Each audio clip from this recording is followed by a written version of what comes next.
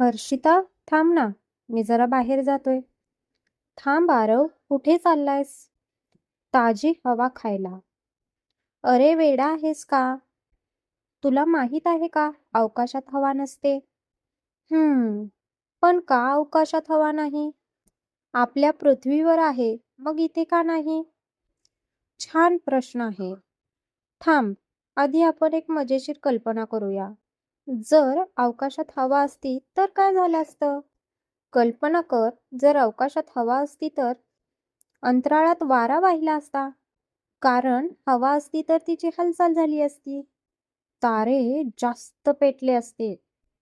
कारण हवा म्हणजेच ऑक्सिजन मिळाल्यामुळे आग अधिक तीव्र झाली असती. आवाज दूरवर ऐकू गेला असता. कारण आवाजाला पसरायला हवा लागते. ढग, पाऊस, वादळ झाले असते. कारण हवेमुळे बाष्पीभवन, ढग निर्मिती आणि हवामान प्रक्रिया घडल्या असत्या. पण असं काहीच होत नाही. मग पृथ्वीवरच हवा का आहे? कारण आपली पृथ्वी खूप खास आहे. पृथ्वीची गुरुत्वाकर्षण शक्ती खूप मजबूत आहे. ती हवेला घट्ट धरून ठेवते. म्हणजे काय माहित आहे? हवा पळून जाऊ देत नाही. सगळी हवा पृथ्वीभोवती एक कवच तयार करते. यालाच आपण म्हणतो वायुमंडळ. आता हवा का इतकी महत्वाची आहे? हवेमुळेच माणसं श्वास घेऊ शकतात, प्राणी जिवंत राहतात, झाडं वाढतात, पाऊस पडतो आणि महत्वाचं, सूर्याची घातक किरणं आपल्यापर्यंत पोहोचत नाहीत.